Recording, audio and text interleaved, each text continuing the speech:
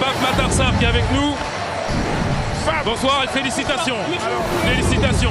Quel est le sentiment? Vous pouvez montrer le drapeau, il est beau ce drapeau, montrez-le. La problématique étant transversale et complexe, la riposte ne peut être qu'inclusive. Les migrations dites irrégulières imposent un dialogue entre pays du Nord et ceux du Sud.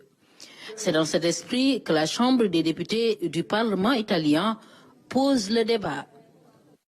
Il faut en effet protéger le droit de chaque individu à vivre dignement sur sa terre. Et c'est seulement ainsi que l'on pourra enfin mettre fin à la honteuse traite des êtres humains. De ce point de vue, la diplomatie parlementaire peut contribuer à la construction d'un partenariat euro-africain véritablement équitable, capable de transformer les défis communs en opportunités partagées. Les migrations internationales constituent un phénomène géopolitique ancien dont l'ampleur et la complexité sont sans cesse grandissantes.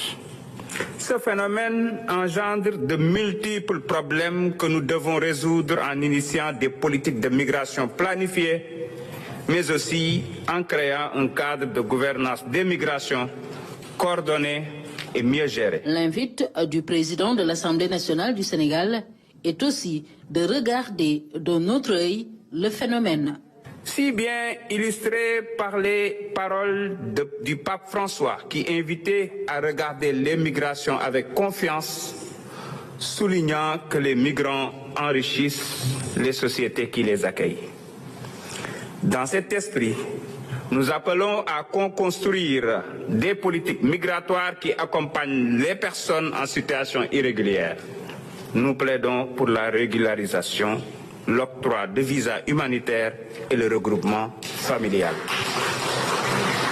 Et dans son nouveau référentiel de politique publique, le Sénégal compte donner à sa jeunesse le choix de rester au pays à travers des opportunités.